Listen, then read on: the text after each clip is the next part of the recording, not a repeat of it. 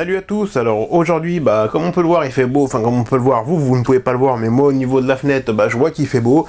Donc ça me donne quoi? Ça me donne envie de ressortir ma TKT3 en 308. Et pour ça, je vais avoir besoin de refaire des munitions. Donc j'en profite pour pouvoir faire, pour pouvoir faire la troisième partie du rechargement 308. Donc aujourd'hui, on va s'occuper de quoi? On va s'occuper de la mise en place de l'amorce et de la mise en place de la poudre. Bon, c'est des étapes que on va voir que c'est pas excessivement sorcier, il n'y a rien de fou en fait il n'y a rien d'exceptionnel à découvrir là-dessus, mais bon, je préfère quand même vous faire voir cette étape là pour avoir vraiment la série de vidéos complète, et on terminera après bien sûr par la mise en place de l'ogive et comment calculer bien sûr sa LTH par rapport à sa carabine, et bien sûr en respectant les codes SIP. Donc on va voir ça tout de suite, et puis en même temps si samedi ça se maintient toujours le petit tir à 300 mètres, et j'essaierai de vous faire une vidéo samedi sur la TKT3 à 300 mètres. Allez, on voit ça tout de suite.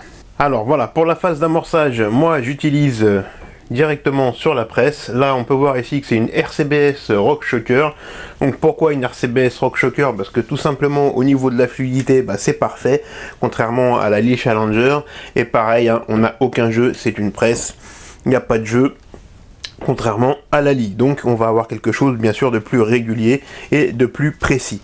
Donc comme on peut le voir ici, j'ai un système pareil RCBS qui est vendu dans cette petite boîte d'amorçage. Donc on a ici une tige d'amorçage qui vient se mettre sur un shell holder spécial. Donc là c'est une tige large pistole, enfin large riff, excusez-moi, et pareil un jeu d'outils sur lequel on vient y mettre le shell holder voulu, donc là c'est à dire le shell holder numéro 2 pour du 308.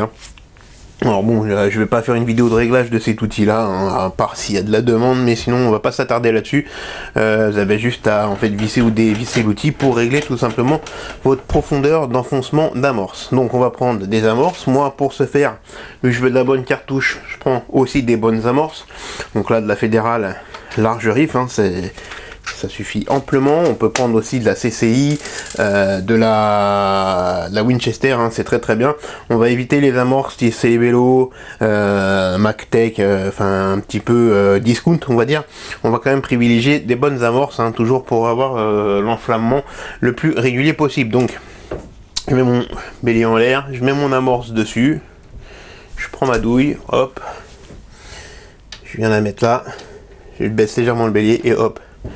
J'ai juste à placer mon amorce à l'émise, et à chaque fois en fait que je vais mettre une amorce, on va s'apercevoir que c'est régulier. Hop, excusez-moi de placer le bras devant la caméra. Hop, je remets une amorce, tac, et voilà, là on sait qu'on a un enfoncement de l'amorce régulier dans notre cartouche. Allez, c'est parti, on va voir ensemble la mise en place de la poudre dans nos douilles. Donc pour cela, j'utilise une balance RCBS. Pour le réglage de cette balance, je vous invite à regarder la vidéo que j'avais faite à son sujet. Donc ça va se passer comment? On va dégrossir en fait la dose de poudre voulue avec notre doseuse volumétrique. Et ensuite, on va venir ajuster à l'aide de l'égraineur la dose pile poil au niveau de la balance à fléau. Pourquoi je travaille comme ça? J'ai aussi une balance électronique, la balance à fléau. Elle, on sait qu'au moins il n'y aura jamais de variation, elle donnera toujours le même poids voulu et elle indiquera toujours le même poids. Des fois sur une balance électronique, même sur de bonnes balances électroniques, on va avoir des petites différences, et le temps que ça se stabilise, des fois c'est un peu déroutant. Alors moi j'ai la Liman, la petite Liman d'ailleurs qu'on peut voir ici, qui est très bien. Moi je m'en sers principalement pour l'arme de poing. Pour tout ce qui est arme longue, pour rechargement de précision, je privilégie ce qu'on va voir aujourd'hui. Donc comme je l'ai dit, je distribue une dose de poudre légèrement en dessous de celle voulue à la fin, et on vient ajuster avec l'égraineur. Donc pour mon rechargement en 308, j'utilise, comme on peut le voir là, de la N150 Vitaviori. La dose, je vous la donne pas, tout simplement, pour des raisons de sécurité. De toute façon, c'est des doses que je respecte dans les tables de rechargement Vitaviori. Donc, on va voir tout de suite ensemble la procédure. Ça, c'est tout bête. On vient distribuer une dose de poudre dans le plateau. On vient reposer le plateau délicatement, éviter que ça bouge dans tous les sens. on voit que la balance réagit. Alors je vais essayer de vous faire un gros plan. Elle n'est pas tout à fait au niveau voulu, donc avec les graineurs, eh ben, on va venir tout simplement rajouter grain par grain pour atteindre le niveau voulu. Alors on y va petit à petit.